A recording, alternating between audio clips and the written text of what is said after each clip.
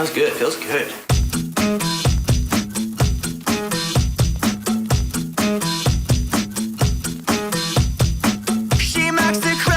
김혜민의 이슈앤피플의 마지막 인터뷰입니다. 마지막으로 여러분과 어떤 이야기를 나눌까 고민하다가요. 그동안 저와 여러분이 나눈 많은 주제들이 결국 지향하고자 하는 그런 인터뷰를 준비했습니다. 1등만 기억하는 이 더러운 세상. 언제까지 우리가 이 말만 되풀이하고 살 수는 없잖아요. 이제는 우리의 삶의 기준 그리고 1등의 기준을 좀 바꿔야 할 때가 아닌가 싶습니다. 최근 소득지표 GDP가 아닌 삶의 지표 GPI를 제안한 랩 2050의 이원재 대표 줌으로 만나봅니다. 대표님 안녕하세요. 네, 안녕하세요. 반갑습니다. 반갑습니다. 영광입니다. 마지막 인터뷰에서. 감사합니다. 제가 1등만 기억하는 이 더러운 세상 이런 얘기를 했어요. 우리가 맞죠? 1등만 기억하죠? 1등만 기억하죠. 그리고 네. 그 1등을 정하는 기준이 아주 획일적이죠. 맞습니다. 그래서 좀 그 변화된 기준에 대한 이야기를 오늘 하고 싶어서 모신 건데 먼저 우리가 1등이라고 하면 그러니까 선진국이라고 하면 우리가 어떤 기준으로 부르는 거예요? 일단 돈이죠. 아하. 그래서 국가 차원에서 돈은 GDP죠. GDP, 국민 총생산, 그리고 국민소득이라는 개념으로 이제 또 부르기도 하고요. 1인당 국민소득 기준으로 많이 얘기합니다. 그러니까 우리가 말하는 제일 잘 사는 나라, 소위 미국, 중국 이런 게 다 경제적 지표인 거잖아요. 그렇습니다. 경제 지표를 보고 하는데, 근데 또 조금 생각해 보면요, 우리가 선진국이라고 부르는 나라들이 꼭 그런 GDP가 굉장히 큰 나라들만인가? GDP가 너무 크면 다 선진국인가? 그런 또 고민은 듭니다. 방금 말씀하셨습니다만, 중국 덩치는 크지만 어떨까 이런 생각도 들고 또 중동의 산유국들도 그렇고요. 그렇죠. 네. 네. 그래서 덩치는 작지만 또 아주 선진국으로 존경받는 국가들도 있습니다. 북유럽 국가라든지 이런 거죠. 자, 그러면 우리 이야기를 해보죠. 그러면 한국은 선진국입니까? 한국은 이 소득을 가지고 보면 고소득 국가인 것 맞습니다. 1인당 국민소득 작년 기준으로 지금 35,000달러로 집계가 거의 마무리가 되고 있는데요. 이 정도 수준이면은 사실은 웬만한 유럽 국가들보다도 더 잘 살게 되고 있다고 얘기할 수도 있어요. 인구 5천만 명 이상인 국가 중에서는 우리나라 국민소득이 1인당 6입니다. 세계에서 6번째. 큰 나라 중에서는. 대단한 거죠. 그렇죠. 그런데 정말 선진국인가? 이렇게 물어본다면 이렇게 좀 더 세밀하게 질문해 봐야 되잖아요. 우리나라 국민들이 스웨덴 국민들만큼 평등한가? 덴마크 사람들만큼 행복한가? 스위스 국민들만큼 좋은 환경에서 살고 있나? 프랑스 국민들만큼 여가를 잘 즐기고 잘 노나? 이렇게 물어보면 또 이게 맞나? 하는 의문이 좀 듭니다. 그러니까 공부로 따지면 성적은 좋은데 이 친구가 그래서 행복한가? 라고 물어봤을 땐 답할 수 없는 경우들이 있잖아요. 그런 네네네. 것처럼 지금 우리를 바라봐야 할 필요가 있는 것 같다는 생각이 듭니다. 그리고 있잖아요. 이런 거 매번 성장률 나오고 몇 프로 성장한다 했는데 근데 왜 내 삶은 그만큼 안 성장하지? 월급도 그럼 그만큼 올라야 될 거 아니에요. 근데 그렇지 않잖아요. 그러니까요. 이게 1인당 35,000달러면요. 엄청난 거거든요. 한 연간 4천만 원 정도 되는데 세 식구가 살고 계시면은 국민 1인당 평균 1억 원 넘는 국민소득이라는 뜻인데 네.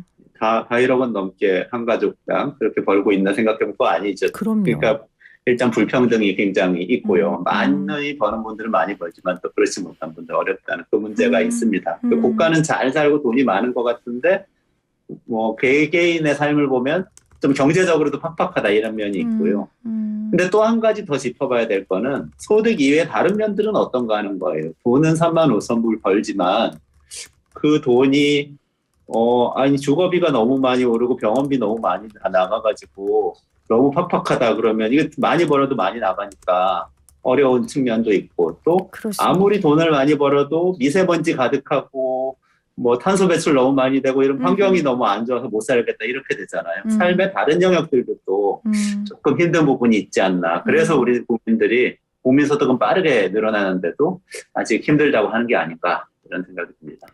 지금 대표님이 하신 이야기를 듣는 모든 분들이 아마 동의하실 거예요. 그리고 아주 오랜 시간 우리가 지적해왔던 우리의 문제였는데 그래서 대표님이 대안을 제시하신 거예요. 선진국의 기준이 지금 GDP인데 이걸 바꿔야 한다고 주장하셨는데 먼저 GDP의 교과서 정의 제가 한번 읊고 시작하겠습니다. GDP는 국내 총생산으로 한 나라의 영역 내에서 가계, 기업, 정부 등 모든 경제 주체가 일정 기간 동안 생산한 재화 및 서비스의 부가가치를 시장 가격으로 평가하여 합산한 것입니다. 제가 고등학교 경제 시간에 배웠던 게 생각이 나는데 왜 이 GDP가 기준이 되는 게 문제입니까?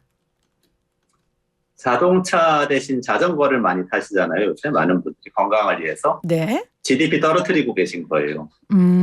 자전거 타면은 자동차가 굴러가면서 석유를 태우면 석유값만큼 GDP가 올라가거든요. 한 나라에서 생산된 부가가치의 총합이니까 석유를 내가 쓰면 그만큼 부가가치가 생긴 걸로 계산하는 게 GDP거든요. 그런데 GDP는 그 석유 태운 거는 부가가치 더해지는 걸로 계산을 하지만 내 건강 좋아지는 거, 우리 공기 좋아지는 거 이런 거는 계산을 안 합니다. 계산 안 하는 게 너무 많은 거예요. 그러니까 예를 들어서 예를 들어 전쟁이 일어나서 엄청난 파괴가 일어난다고 생각해 보세요. 지금 우크라이나에서도 불안한 일이 벌어지고 있는데 전쟁이 일어나서 사람들이 목숨을 잃고 고생하고 이런 거는 GDP에 계산이 되지 않습니다. 그 고통 계산되지 않는데 그렇죠. 전쟁 복구하려고 건물을 막 짓잖아요. 다시 지어야 되잖아요. 그러면 그건 GDP가 플러스가 돼요. 그래서 경제가 더 좋아지는 게 됩니다. 아주 역설적이죠. 너무 이해가 가네요. 그렇게 설명해 주시니까 정말 역설적이네요. 그렇습니다. 그래서 경제를 계산을 한다고 하는데 계산 안 되는 것들이 있거든요. 환경이라든지 뭐 인간관계라든지 인권이라든지 이런 부분은 그냥 계산을 안 해버리기 때문에 우리 삶의 경제 이외 다른 부분에서 나타나는 고통을 하나도 계산을 안 하고 있는 거죠. 그래서 이 GDP가 문제라는 겁니다. GDP가 대공황과 전쟁에 대한 대응력을 측정하기 위해 미국과 영국에서 만든 지표라면서요? 맞나요? 맞습니다. 그러니까 존 메이너드 케인즈 같은 사람은 그래도 많이 들어보셨을 거예요. 유명한 경제학자죠. 이 사람이 1940년대에 어떻게 하면 전쟁 비용을 치를 것인가 이런 짤막한 책을 씁니다. 거기서 네. GDP 개념이 골간이 나오고요. 그때에 나온 GDP 개념을 가지고 결국 GDP를 만들어서 사용을 하면서 전쟁에 얼마나 우리가 이 물자를 동원해서 독일하고 싸울 수 있을까를 계산을 합니다. 그리고 미국의 루즈벨트 대통령이 대공황 때 이게 대통령이었잖아요. 그 1929년 대공황 이후에 1930년대에 대공황 어떻게 극복할 것인가 대통령 당선되고 딱 보니까 극복을 하려면은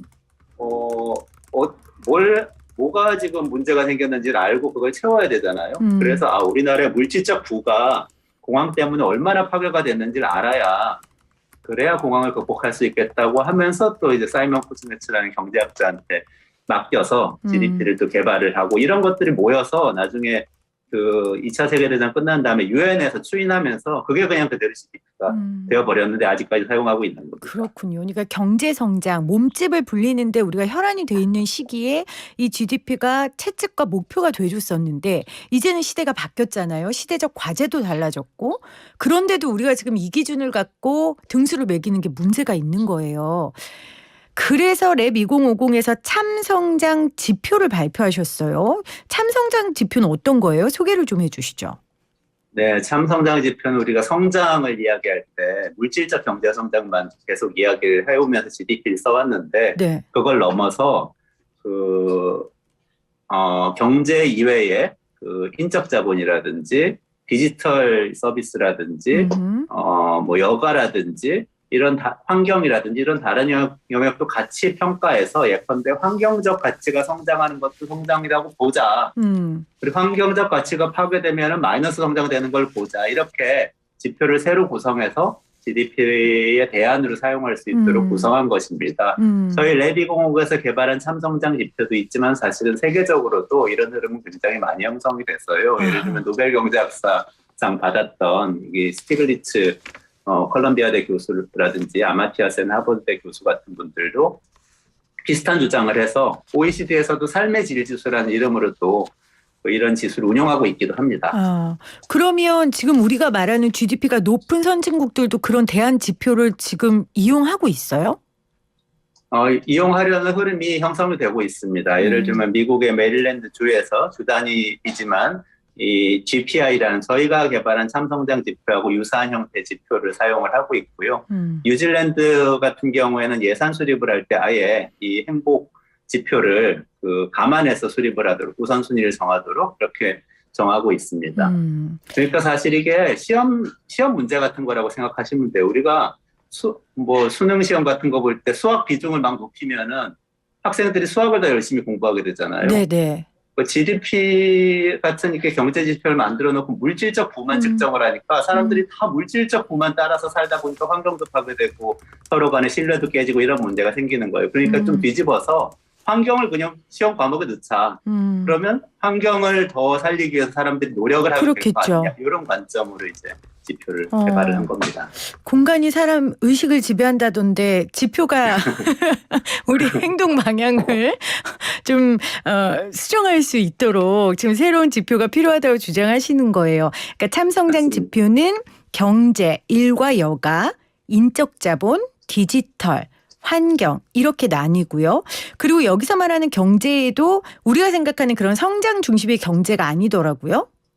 맞습니다. 이 경제를 우리가 생각할 때 좀 주의해야 하는 게 항상 국가는 부유한데 국민은 가난하다는 이야기 우리가 좀 많이 하잖아요. 네. 총량만 따져서 계속 계산을 하거든요. 근데 사실은 한 사람 한 사람의 소득을 얼마나 벌고 있는지가 얼마나 균등하냐가 사실 굉장히 중요한 지표인데 그거 그냥 빠지고 총합을 해버리잖아요. 그래서 저희 같은 경우엔 참성장 지표의 경제는 불평등 지수를 여기다 넣습니다. 불평등도가 높아지면 경제가 덜 성장한 걸로 마이너스 되는 걸로 계산을 하는 게 한 가지 예고요. 또 하나는 이런 게 있어요. 경제적으로 우리는 그 경제 성장을 계산할 때 지금까지는 뭔가 사람들이 더 많이 쓰면 무조건 더 좋은 걸로 생각을 하거든요. 돈을 더 많이 쓰면 더 좋은 거. 왜냐하면 총합을 해버리기 그렇죠. 때문에 그래요. 근데 집값이 올라가지고 월세가 올라서 제가 월세를 더 내게 됐단 말이죠. 그럼 GDP 올라요. 이거 너무 좀 흥미로운 사실인데. 근데 가정경제에선 너무 힘들잖아요. 근데 고통이 올라가는 거잖아요. 그렇죠. 고통이 올라가는데 GDP가 올라가게 계산하고 있어서 저희 같은 경우는 집값이 오른다거나 또 의료비가 너무 많이 지출된다거나 하는 거는 차감을 하는 방식으로 계산을 했습니다. 그런 건 GDP 오르는 걸로 치지 말자. 방어 지출이라고 그럽니다. 좀 내가 그 삶을 더 행복하게 하기 위해서 지출한 게 아니고 어쩔 수 없이 지출한 거. 이런 것들이 이제 포함을 시킨 게 저희 참성장 지표에서의 경제 파트입니다. 그러니까 주거비나 안전유지 비용 같은 것을 방어 지출이라고 명명하셨고 성장에서 차감하는 게 바로 GDP와의 차이점인 거네요. 그렇습니다. 그게 중요한 차이점이고요. 경제 영역 말고 다른 곳에서 조금 더 차이점이 큰데 예를 들면 일과 여가 파트가 있어요. 네. 근데 우리가 흔히 이 가사노동을 생각할 때 그 집에서 일을 많이 하시잖아요. 집에서 밥을 해서 먹으면은 가족들하고 같이 나눠 먹으면 근데 GDP에 전혀 도움이 안 돼요. 그러네. 나가서 식당에서 밥 사 먹으면 GDP 올라가거든요. 이건 말이 안 된다. 집에서 아이를 돌보고 밥을 해 먹고 이런 시간들도 다 GDP에 플러스가 되는 걸로 계산을 해야 한다라고 다시 계산한 게 참성장 지표이고요. 예를 들면 출퇴근 시간 같은 거. 네. 출퇴근 시간 오래 걸리면 고통스럽잖아요. 근데 출퇴근 시간을 다 비용으로 계산을 하지 않아요. 그래서 저희는 출퇴근 시간은 마이너스 성장 이렇게 계산을 했습니다. 그래서 그게 일과 여가 부문의 다른 점이고요. 뭐 예를 들면 우리 SNS, 카카오톡이나 메신저 같은 거 공짜로 많이들 국민들이 지금 사용하시는데 GDP에 전혀 도움이 안 되는 행위가 되거든요. 공짜기 때문에. 근데 이런 것들도 계산해서 디지털 분야에서는 조금 더 무료 디지털 서비스도 계산해서 성장한 것으로 계산을 했습니다. 그 생각해보면 인간의 삶에 그리고 내 인생에 굉장히 중요한 것들은 대부분 눈에 보이지 않고 값을 매기기 어려운 지표로 나타내기 어려운 것들이 참 많은데 그런 부분들을 반영하는 참성장 지표를 제안하셨습니다. 관련해서 국회에서 토론회도 하셨고 지표 도입을 위한 청원도 하셨는데 유명한 분들이 함께해 주셨더라고요. 뭐 정재승 카이스트 교수도 그렇고 이현재 전 부총리도 그렇고 반향이 좀 있습니까? 네, 너무 많이 공감을 해주셔서 사실은 놀랐는데요. 그 정재승 카리스트 교수는 과학자이시잖아요. 뇌과학 연구하시는 분이신데, 제가 그냥 한번 말씀을 드려봤어요. 이런 GDP 대신 대안 지표를 쓰자라는 청원을 통계청에서 그 정부에서 받아들이도록 해보자 이렇게 제안을 했더니, 그게 정말 예전부터 생각하던 내용이다라고 말씀하시면서 과학자로서 본인은 기후위기에 정말 관심이 많아가지고 이 기후위기 때문에 걱정이 많은데 국가의 경제지표가 이걸 전혀 반영을 하고 있지 않아서 기후위기를 앞당기는 방식으로 성장하는 것도 다 성장한 걸로 생각을 하는 방식으로 지표를 쓰고 있어서 안타까웠다. 네. 그런 말씀을 좀 해주셨고요. 이현재 전 경제부총리 같은 분도 참여를 하셨는데 사실 한 나라의 경제 정책을 끌고 가던 그런 분이시잖아요. 네네. 위기를 극복하는 역할을 하셔서 그래서 저는 사실 이런 분도 이 동의를 선뜻하실까 이런 걱정이 사실 좀 있었어요. 그렇죠. 성장을 옹호를 많이 하시던 분이라서. 근데 여쭤보니까 예전에 본인이 경제 정책을 하던 당시의 성장이란 것은 물질적 성장, 돈을 조금 더 잘 버는 거 그런 것이었지만 이제 시대가 바뀌었다. 다음 세대는 환경, 사회, 투명성 이런 것들이 높아지는 거를 성장이라고 불러야 한다. 이렇게 이야기를 하셔서 선뜻 다 서명을 해주셔서 열심히 600명 이상의 전문가 서명을 받아서 정부에 네. 제출을 하고 기자회견도 했었어요. 저도 필요성을 느꼈기 때문에 오늘 이렇게 인터뷰를 한 건데 근데 중요한 건 많은 사람들이 동의하는 것도 있지만 결국 이 지표가 대한민국 각 분야의 기준이 되려면 좀 정부에서 많이 활용해야 되잖아요. 경제계에서도 협조해야 되고 어떻게 해야 됩니까? 일단은 정부에서 써야 됩니다. 그래서 사실 이번에 새로 출범하는 정부에서 이 지표를 적극적으로 썼으면 저는 좋겠습니다. 특히 국민통합을 내거는 정부이기 때문에 국민 통합을 위해서는 이렇게 좀 불평등도 감안한 경제 성장, 그러니까 평등도를 높이는 경제 성장을 지향을 하시고 또 환경이나 또 가사노동을 하시는 분들 이런 분들까지 포괄하는 경제 성장을 하는 게 사실 국민 통합형 경제 성장이기 때문에 네. 좀 적극적으로 가져가 주셨으면 좋겠고요. 근데 이제 저희가 연구하면서 느꼈던 굉장히 큰 어려움은 뭐냐면 이런 환경이나 뭐 가사노동 시간이나 이런 통계 데이터 자체가 너무 부족해요. 우리나라에서 경제 뭐 물건을 사고 팔고 뭐 이런 데이터는 굉장히 잘 구축이 돼서 정말 분기별로 GDP 발표할 수 있게 돼 있는데 이런 우리 환경이나 삶의 질 같은 지표들은 다 1년, 2년 어떤 건 5년에 한 번씩 조사를 하고 어떤 건 아예 조사가 없어서 통계청에서 좀 분발해서 그렇네요. 많은 조사를 해서 국민의 삶의 질에 대해서 좀 알 수 있게 해줘야 됩니다. 많은 조사 그리고 다양한 측면의 조사가 이루어져야 될 것 같습니다. 제가 오늘 오프닝에 너무나 당연하게 외면받고 소외당하는 사람들과 너무나 당연하게 대접받고 누리는 사람들이 소통할 수 있도록 노력하고 싶다라는 얘기를 했는데 그러려면 이 참성장 지표가 좀 필요하겠네요. 그렇죠? 그럼요. 다 같이 성장을 해야 되는 거지. 이제 더 이상 누구 재벌이나 뭐 일부 부유층만 성장시켜서 총량만 늘리는 성장을 할 시대는 이제 끝났고 그렇게 해선 선진국이 될 수가 없다고 봅니다. 알겠습니다. 오늘 최근에 소득지표 GDP가 아닌 삶의 지표 GPI를 제안해 주신 랩2050 이원재 대표와 함께 인터뷰 나눴습니다. 대표님 오늘 고맙습니다. 네, 감사합니다.